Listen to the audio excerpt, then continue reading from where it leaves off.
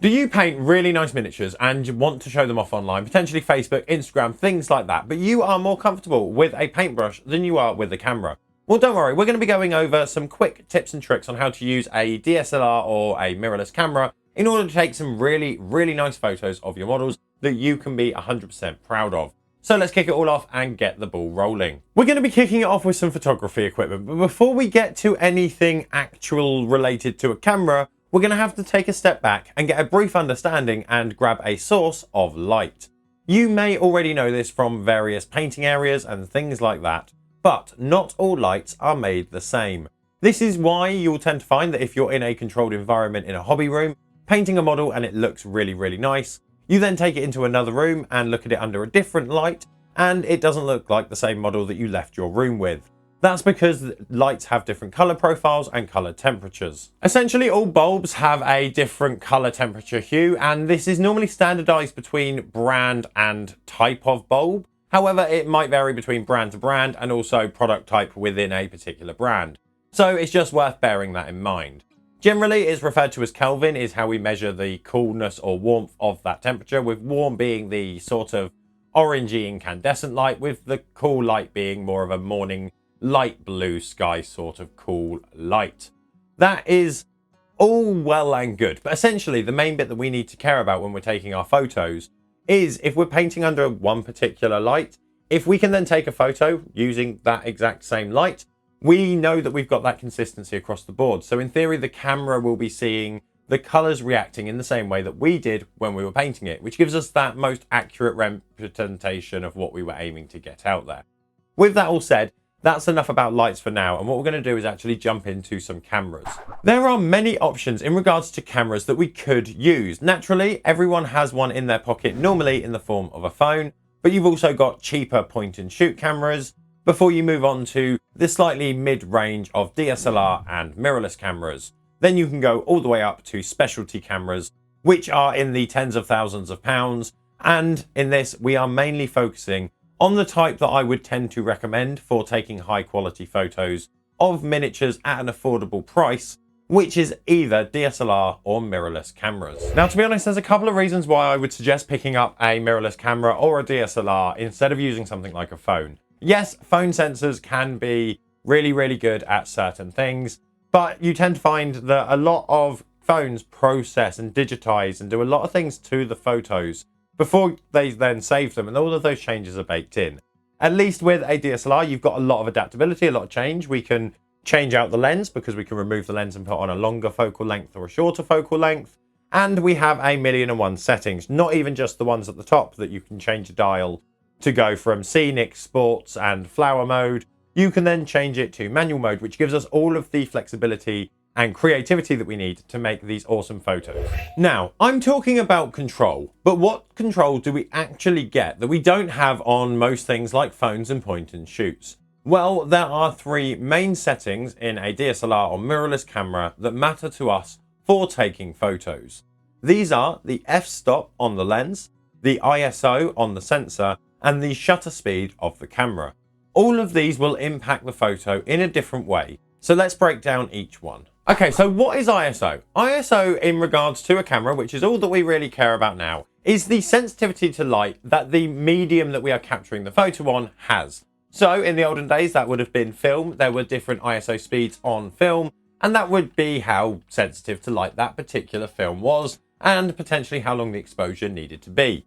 In regards to digital camera nowadays, we have mirrorless cameras as well as DSLRs, and essentially it's a digital sensitivity of the sensor on the camera. So we can boost the ISO digitally, and what that will do is just make our camera more receptive to light, essentially bringing up the darkness areas in a photo or even in a video, and raising the overall brightness with a few disadvantages. And those disadvantages come in the form of noise in some of the darker areas of the images. A digital camera can have a large range of ISO values available, going up from a couple of hundred all the way through to multiple thousands. For lack of a better example, the higher the number, the more light the sensor will capture. This will raise, as I said, the brightness of the overall image. However, doing it does add noise into the image, and noise is that weird mottling colored distortion that tends to appear as a dark grainy patch within the darker areas of an image. Now, noise is essentially present in every single photo. Noise, to my understanding, is when your camera cannot see any detail in a dark area. And because it wants to see detail, it kind of has a little bit of a panic attack and then just recreates an imaginary set of things that are in there, even though it's just black. When you have a low ISO, this isn't so much of a problem because the blacks just read as black and you don't really see that mottling. However, at the point that you start creeping that ISO up, those areas that are showing as black and don't have any information because they are just a dense black area, then start to get brought up. But because there isn't any information, it starts pulling out all of that weird mottling that you get in the form of noise. So it's kind of always there. It's just that using a higher ISO tends to bring out that effect and make it more visible. Now we understand what ISO does, let's jump across to the next pillar, which is the f-stop. The f-stop is a setting that relates to an adaptation and change within the lens, where we're going to be changing the diameter of the metal iris within the lens. These are available in a range known as f-stops, and we can vary these from lens to lens depending on what is available on the exact product. The lower the number, the more open the lens is. And what this does is naturally lets in more light, whereas when you go the opposite direction and raise the number, you are reducing the diameter down to almost a pin in size, depending on the manufacturing of the lens. Reducing the size of the iris hole in a lens, so popping up that f-stop, is essentially going to do two things. One, it's going to reduce the amount of light that can get through the hole at the front of the lens because we've made it smaller, therefore darkening the image, making it so that less light gets into our sensor. But primarily for us, what actually matters is that we're going to be increasing the depth of field. And the depth of field essentially is how much in a certain given range is actually in focus at any one time. We want a really large depth of field because we're painting small models and we want all of it to be in focus. So the easiest way to do that is to make a really narrow iris in our lens, giving us a much wider depth of field down the line, so all of our model is in crispy sharpness. Now, if we're dropping our ISO all the way down to the bottom or base value of our camera, which is the one recommended as the lowest suitable value for our camera, and we're also restricting the iris through having a really high f-stop value, in this example we're using a 45mm lens at f22, and we are using a base ISO of 200. What does that mean? We're now really darkening down our image because we're letting less light into the sensor because we've got a really small hole in our lens. And also, we've made our sensor less sensitive to light. The only thing we can do now is manipulate the last pillar, which is the shutter speed. And essentially, the shutter speed is the exposure time. And this is the amount of time that the sensor is actively going to be capturing the light from the scene. And we have an advantage here because we are painting miniatures. And generally, unless you're in the universe of small soldiers, toys and miniatures don't tend to move. So what we've got is a prime perfect area where we can control all of the elements. So we're able to crank up and manipulate the shutter speed or the exposure time in order to get the perfect amount of light into our shot. Once we've locked down all of the other settings and we've locked the camera to a tripod so we know it will be 100% still, we can start to adjust our shutter speed to whatever we need it to be. As you can see from these examples, as we start to slow down the shutter speed, we allow the light to hit the sensor for longer. This then naturally brightens up the image without increasing any noise, which would be the case if we'd started with a shorter exposure time and a higher ISO. To that end though, if we're going to be using long exposure times, we need a few other things. We're going to need a tripod, some way of attaching our camera to the tripod to make sure that everything is stationary and not moving. And the reason for that is first off, we're shooting something very, very small. So any small amount of motion in our hands, if we were trying to hold the camera, is going to show up massively because we're photoing something so small. Equally, because we're doing a long exposure, that means that any movement that we do make is going to be captured with the camera, giving us really, really soft, blurry photos, which naturally we don't want. We want really crisp, nice photos. And that's what we've done all of this work and all of this video so far to get to. So the easiest way to do that is to get a tripod, make sure that your camera is locked into position and does not move so that you're not going to get any vibrations or any wobble in your camera. and then either use a quick release, which is a trigger so that you can activate your camera from a distance, or if you don't have a quick release, which is fine, just set a 2 to 5 second timer, press the button, and then don't touch it. That should be enough time for the camera to kind of self-stabilize, and then you know that your photo is going to be perfectly on point, precise, and sharp. Now, we've spoken about light a little bit. We've gone through and spoken about the color temperature and things like that, but there is another area in which light has an impact on photography, videography, and things like that, and that is the impact amount of light. This is where you tend to get the sort of advice that pops up saying if you want to take photos of miniatures and make them look good, you need to have a photo box, or you need to have lots of diffusion and sheets of tracing paper all over your lights and everything like that. And essentially that can work, but they are all aimed at the exact same thing, which is to essentially diffuse and reduce the harshness of light hitting a model. And there's actually a lot easier of a way that we can do that, as opposed to getting out all of the diffusion paper, unless that is something that you want to do. Now, what do we actually mean by soft light, and what do we mean by harsh light? Essentially, soft lighting is where there is not a dramatic change in light value brightness across a subject area.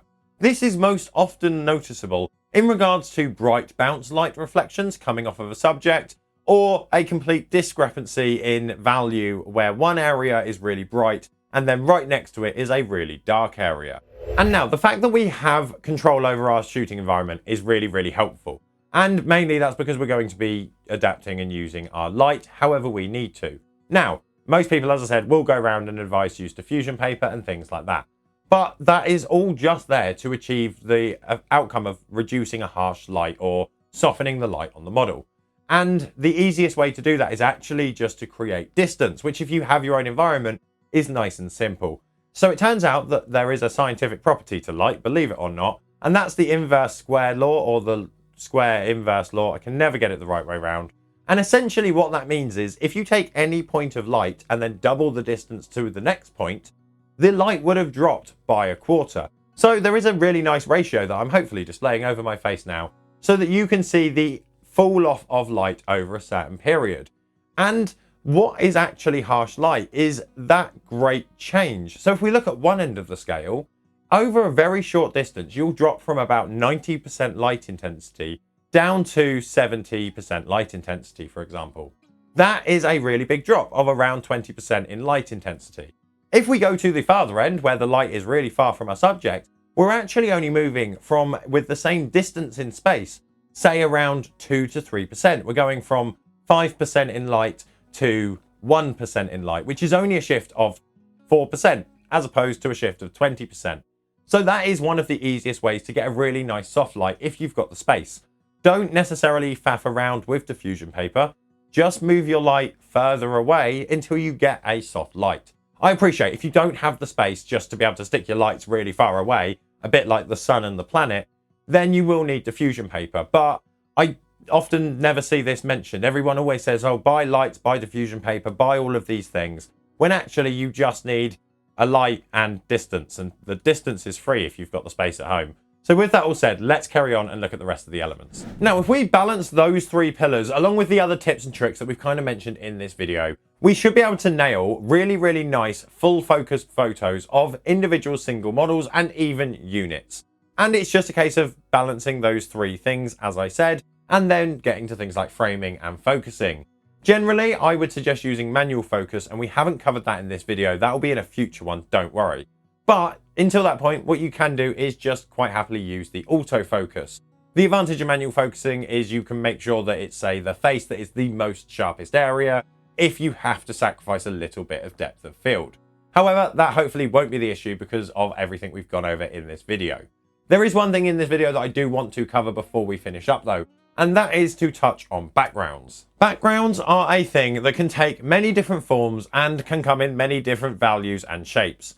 Personally, I tend to just use a black sheet of fabric that is draped over a desk and then pinned to the wall. This means that I have a nice black area that I can shoot my models against. But you can also pick up card prints of various different colors, transitions and hues, as well as just swapping out the background for a plain bit of A2 card. I also have a couple of sheets of different colors, so if I don't want to use my black fabric background, I can swap them out for a piece of card which matches the theme of the army or the model that I've just painted. Now, to be honest, this is truly just the start of photography, miniature photography. This is a good foundation, and for a mirrorless camera or a DSLR camera, you can transition everything that we've said in this video across to pretty much any camera and get amazing results. But I would honestly suggest, if you are interested in taking photos of your miniatures, it might be worth picking up a cheap DSLR or mirrorless camera. The one that I use is around £300 with a lens, which I know is expensive, but if you think about it in the terms of Warhammer boxes, that's 3 combat patrols.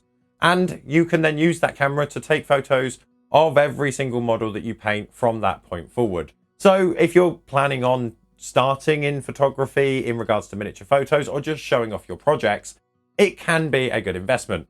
Or just borrow a camera from someone that's already made the investment. That is also an option.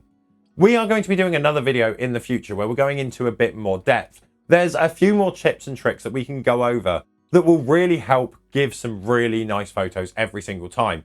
These are things like including dimensions, ratios, as well as upscaling and downscaling. So we are going to be picking that up in future, but it's not here yet. If it is, it's here. You can check it out now. But assuming you're watching this live, all I can offer you is the video where we rounded up all of the models from 2024 paint jobs, and then we took new photos of them and did a video going through all of them. And you can find that here. Otherwise, do remember to subscribe so that we can see you next time.